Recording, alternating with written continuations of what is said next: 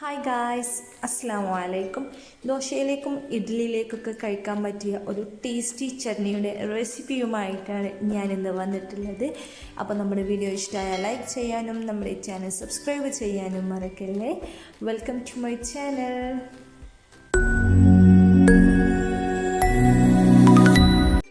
ചട്നി ഉണ്ടാക്കാനായിട്ട് ഞാൻ ആദ്യം ഒരു പാൻ അടുപ്പത്ത് വെച്ചിട്ടുണ്ട്. അത് ചൂടായി വരുമ്പോൾ നമുക്ക് അതിലേക്ക് ആവശ്യത്തിനുള്ള വെളിച്ചെണ്ണ ഒഴിച്ച് കൊടുക്കാം. വെളിച്ചെണ്ണ നന്നായിട്ട് ചൂടായി വരുമ്പോൾ നമുക്കതിലേക്ക് വെളുത്തുള്ളിയും ഇഞ്ചിയും കൂടി ഇട്ട് കൊടുക്കാം. ഞാനിവിടെ 10 വെളുത്തുള്ളിയും ഒരു ചെറിയ കഷ്ണം ഇഞ്ചി ഒന്ന് ചെറുതാക്കി അരിഞ്ഞതുമാണ്. അതൊന്ന് മൊരിഞ്ഞ് വരുന്നത് വരെ നമുക്കങ്ങനെ ഇളക്കി കൊടുക്കാം.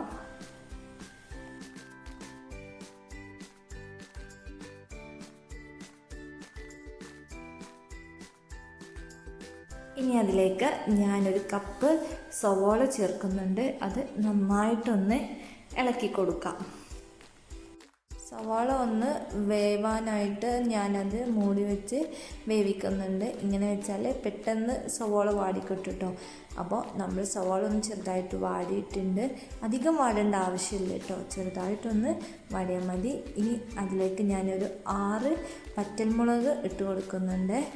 എന്നിട്ട് നന്നായിട്ട് അതൊന്ന് വഴറ്റി കൊടുക്കുക. ഇനി അതിലേക്ക് ഞാൻ 2 കപ്പ് തക്കാളിയാണ് ചേർക്കുന്നത്. 2 മീഡിയം സൈസുള്ള തക്കാളിയാണ് എടുത്തിട്ടുള്ളത്. ഇനി അതിലേക്ക് ആവശ്യത്തിനുള്ള ഉപ്പും ചേർത്തിട്ട് നമുക്ക് നന്നായിട്ടൊന്ന് ഇളക്കി കൊടുക്കാം. ഇനി അതിലേക്ക് 1/2 ടീസ്പൂൺ മഞ്ഞൾപ്പൊടി ചേർത്തിട്ട് നന്നായിട്ട് ഇളക്കി കൊടുക്കാം. മുളക് പൊടി ചേർക്കുന്നില്ല കേട്ടോ, അതിന് പകരമാണ് വറ്റൽമുളക് ചേർത്തത്. മുളക് പൊടി ചട്നിയിൽ ചേർക്കരുത്, അപ്പോൾ അതിൻ്റെ ടേസ്റ്റ് വേറായി മാറും. വറ്റൽമുളകാണ് നമ്മളിതിൽ ചേർക്കൽ, അഥവാ ഇല്ലയെന്നുണ്ടെങ്കിൽ ചേർത്താൽ മതി കേട്ടോ. ഇനി നമുക്കതൊന്ന് മൂടി വെച്ച് വേവിക്കാം.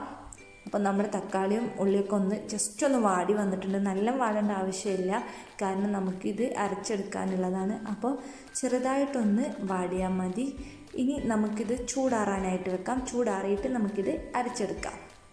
അങ്ങനെ ഞാനിതാ മിക്സിയുടെ ജാറിലേക്ക് ഇടുന്നുണ്ട്. നമ്മളിത് നന്നായിട്ട് ചൂടാറിയിട്ടുണ്ട് കേട്ടോ. ഇനി ഞാനിത് നല്ല പേസ്റ്റ് രൂപത്തിൽ അരച്ചെടുക്കാൻ പോവാണ്. അതിലേക്ക് ഇനി ഞാൻ ഒരു 2 പിടി തേങ്ങ ചിരകിയത് 1 കപ്പോളം ഉണ്ടാകും, അത് ഞാൻ ഇതിലേക്കിട്ട് കൊടുക്കുന്നുണ്ട്. ഇനി നമുക്കിത് നല്ലതുപോലെ അരച്ചെടുക്കാം. അങ്ങനെ ഞാനിത് അരച്ചെടുത്തിട്ടുണ്ട്.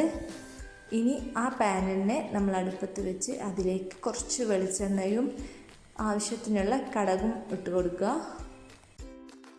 കടുക് നന്നായിട്ട് പൊട്ടി വരുമ്പോൾ നമുക്കതിലേക്ക് കറിവേപ്പിലയും വറ്റൽമുളകും ഇട്ട് കൊടുത്ത് ഒന്ന് മുരിഞ്ഞ് വന്നതിന് ശേഷം നമ്മൾ അരച്ച് വെച്ച ചട്നി ഇട്ട് കൊടുക്കാം.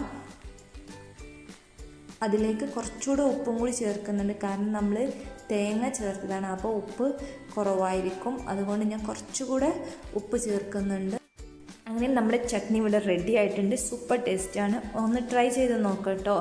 എന്നിട്ട് എങ്ങനെയുണ്ടെന്ന് കമൻറ്റ് ചെയ്യുക. കുട്ടികൾക്കൊക്കെ സ്കൂളിലേക്കൊക്കെ കൊടുത്തയക്കാൻ പറ്റിയ ഒരു ചട്നിയാണ് കേട്ടോ ഇത്, ദോശയിലേക്കൊക്കെ. അപ്പോൾ ഇത്രയേ ഉള്ളൂ. നമ്മുടെ വീഡിയോ ഇഷ്ടമായാൽ ലൈക്ക് ചെയ്യാനും നമ്മുടെ ചാനൽ സബ്സ്ക്രൈബ് ചെയ്യാനും മറക്കില്ലേ. മറ്റൊരു റെസിപ്പിയുമായി വീണ്ടും കാണാം. ബൈ.